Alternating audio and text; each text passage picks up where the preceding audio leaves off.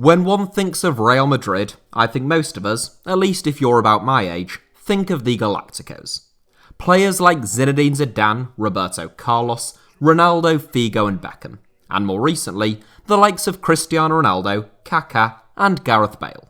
Meanwhile, when we think of Barcelona, oftentimes we will think of La Masia, at least up until fairly recently, and players like Xavi, Iniesta, Puyol and Messi.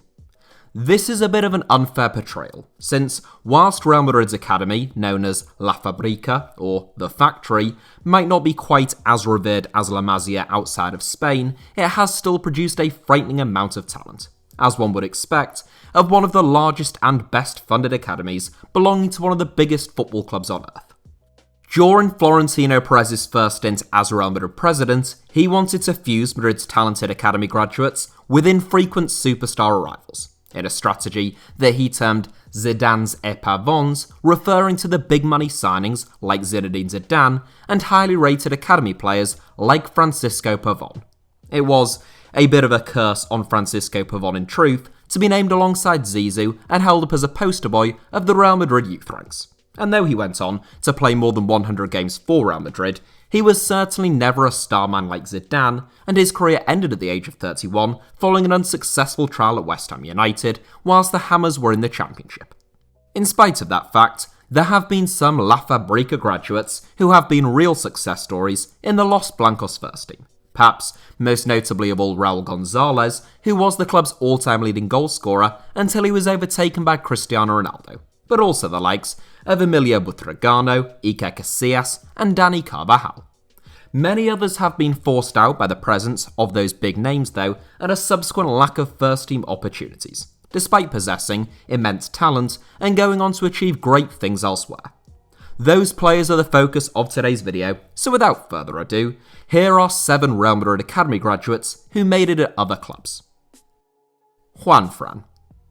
There were bigger names who could have opened this 7, and possibly more talented players as well, but Juan Fran just seemed like a really solid inclusion to get us started. Also, Juan Fran didn't just have a successful career away from the Bernabeu, he played his best football, and is best associated, with Real Madrid's fierce cross-city rivals. Juan Fran, real name Juan Francisco Torres Belén, was born in Alicante, and he first joined the youth ranks of Kelme CF in Elche, where Liverpool midfielder Thiago Alcantara also spent a season as a child. Whilst he was there, Juan Fran caught the attention of Real Madrid, joining Los Blancos in August 2001 at the age of only 16. A right-sided winger back in those days, Juan Fran made over 60 appearances in 2 seasons for Real Madrid Castilla, as he fluctuated between training with Real Madrid's first team and their second string. He made his first team debut in January 2004, coming on at left-back as a replacement for Roberto Carlos in a 2-1 home win against Villarreal. Juan Fran made just 10 further first-team appearances for Real Madrid before going out on loan to Espanyol and eventually joining Osasuna for less than €500,000. Following 4.5 seasons in Pamplona, where Juan Fran played a pretty major role in Osasuna's run to the semi-finals of the UEFA Cup, he joined Atletico Madrid in January 2011 for a fee of €4 million. Almost a year later, Diego Simeone joined him in the Spanish capital, and Juan Fran would become one of the most reliable and underrated fullbacks in the world under the Argentine. Following 9 seasons starring for Atletico, where he won 2 Europa League titles, 1 La Liga title, and made both the La Liga and UEFA Champions League teams of the season, Juan Fran departed for Sao Paulo in 2019, and he has been out of contract since leaving the Brazilians at the end of last season, now aged 36. Marcos Alonso.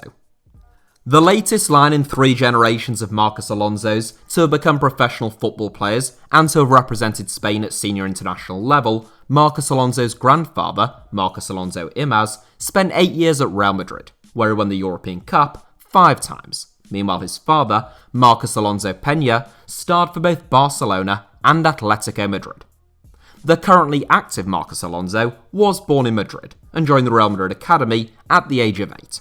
He spent the next 11 years at the Bernabeu, making 39 appearances for Real Madrid Castilla, but just 1 for the Real Madrid first team, as a 90th minute substitute in place of Gonzalo Higuain. Alonso left Real Madrid to join Bolton Wanderers in 2010 following in the footsteps of the likes of Ivan Campo and Fernando Hierro. His best season in Greater Manchester was his last, spent in the Championship, and he left the club on a free transfer the following summer in a move to Fiorentina. 3 years in Florence, briefly interrupted by a spell on loan at Sunderland, prompted a return to the English game for good, this time with Chelsea at the top end of the Premier League table.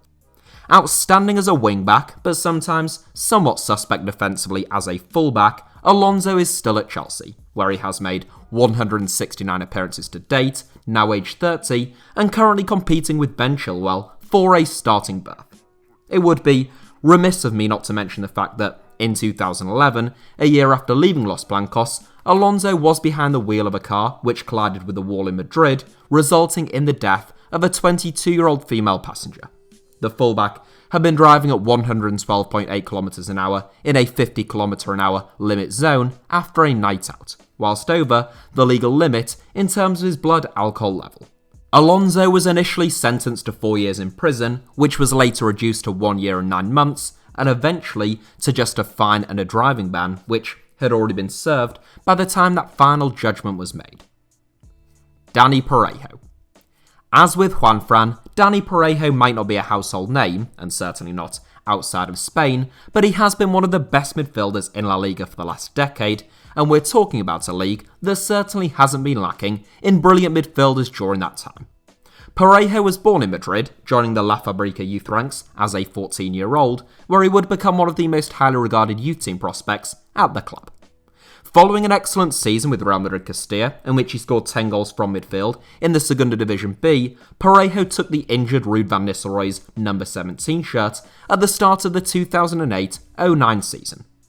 Parejo made 5 appearances for Los Blancos, and manager Ben Schuster was a big fan of his. But when Schuster lost his job mid-season and was replaced by Juan de Ramos, Parejo's first-team opportunities ended and his future at the club was cast into doubt. He was sent out on loan to Queen's Park Rangers before joining Getafe on a permanent basis in 2009. 2 seasons on the outskirts of Madrid prompted a €6 million move to Valencia in what would prove to be an inspired piece of business by the then Champions League side. A rarely gifted and intelligent midfield operator, capable of dictating the tempo of a game and of unleashing an incisive through ball, Parejo made almost 400 appearances for Valencia, where he twice made the La Liga team of the season, before saying a tearful goodbye to the club in 2020, as the club's wage bill was slashed and Parejo signed for local rivals Villarreal.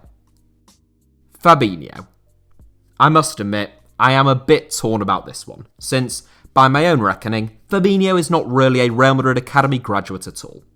The Brazilian's youth career was spent with Fluminense, who he left at the age of 18 to join Rio Ave in Portugal. Rio Ave were just a stopgap though, utilised by Fabinho's agent Jorge Mendes to navigate his route into European football. He immediately left Rio Ave to join Real Madrid Castilla on loan, where he made 30 appearances in a star-studded Los Blancos second string. Jose Mourinho, the Real Madrid manager at the time, liked the look of Fabinho, who was then playing predominantly as a right-back and occasionally at centre-back, though none of the Real Madrid staff could envisage a future for him in midfield.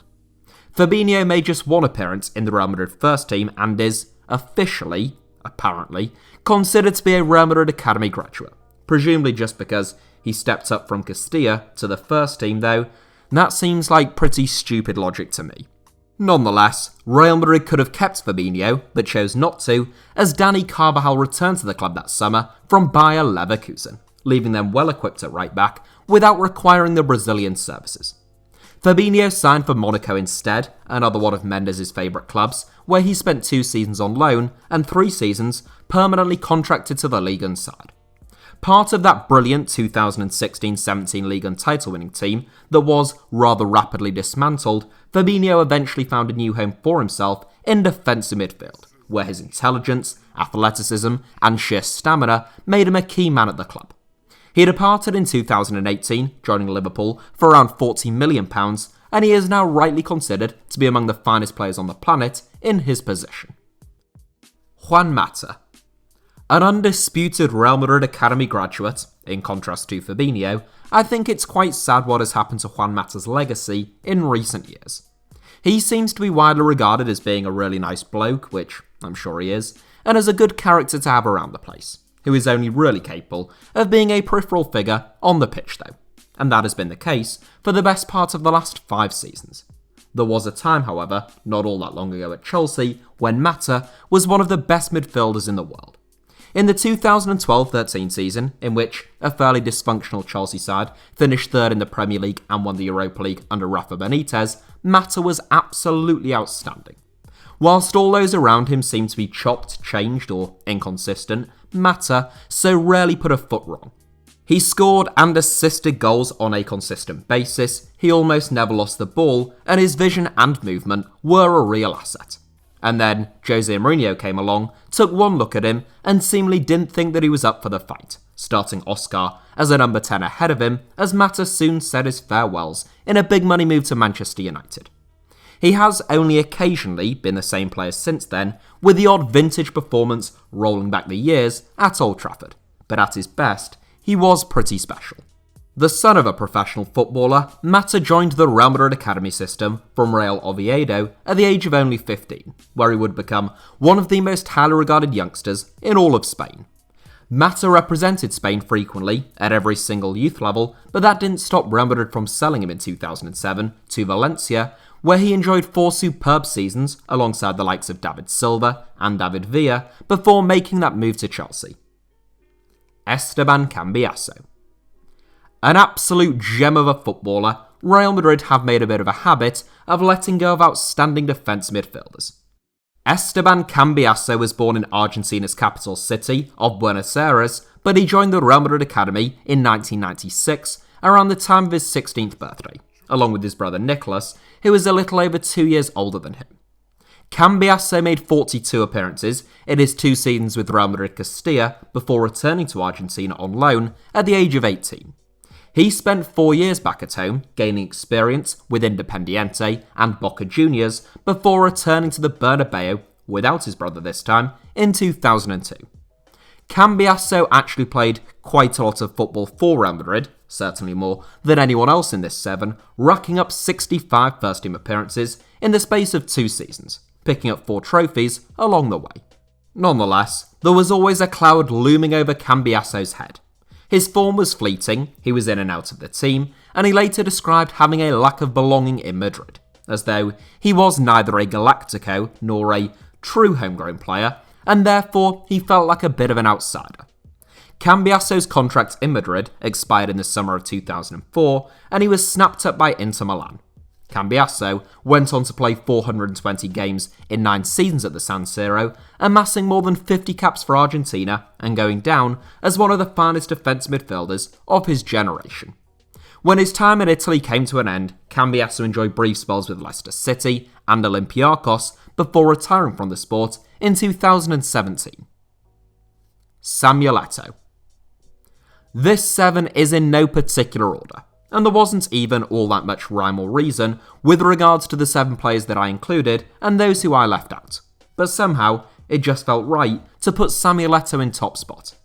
I think that is, in part, because of the success that he enjoyed throughout the course of his career away from Real Madrid and his immense talent, but also the fact that, as with our first inclusion, Eto'o's best years were spent with one of Real Madrid's great rivals. Born in Cameroon, Eto'o is the most famous alumni of the Kaji Sports Academy in Douala, and it was there that he attracted the interest of Real Madrid in 1997. Not yet having turned 16, Eto'o could only be registered with the Real Madrid B team, but when they were relegated to the Segunda Division B, which does not permit non-EU players to compete, he had to be sent out on loan, firstly to Leganés, followed by Espanyol and Mallorca. Despite impressing on loan at Mallorca in the last of those loan spells spent playing in La Liga, Real Madrid still allowed Eto'o to leave the club the following summer as he joined Mallorca on a permanent basis in a deal worth £4.4 million. By the end of his time on the island, Eto'o had become one of the top scorers in all of La Liga, even playing for a bottom half team. Barcelona paid €24 million for Eto'o in 2004, and it was at that point that the centre-forward's career really went stratospheric. He scored 130 goals in 199 games for Barca before winning his second treble in as many years at Inter Milan. Now aged 40, having only retired in 2019, Eto'o later became something of a journeyman, enjoying brief stints with Anzhi Makachkala, Chelsea, Everton, Sampdoria, Antalyaspor, Konyaspor, and Qatar Sports Club. That is it for my 7, but players who could just as easily have featured include the likes of Roberto Soldado, Alvaro Negredo, Alvaro Morata, Pablo Sarabia, and many, many others. Thank you all very much as ever for watching. Hit the like button if you enjoyed today's video, let me know your thoughts down below in the comments, and make sure you're subscribed and have notifications turned on for HITC Sevens. You can also find me on social media like Twitter or Instagram via the username @HITC Sevens on both, should you wish to do so.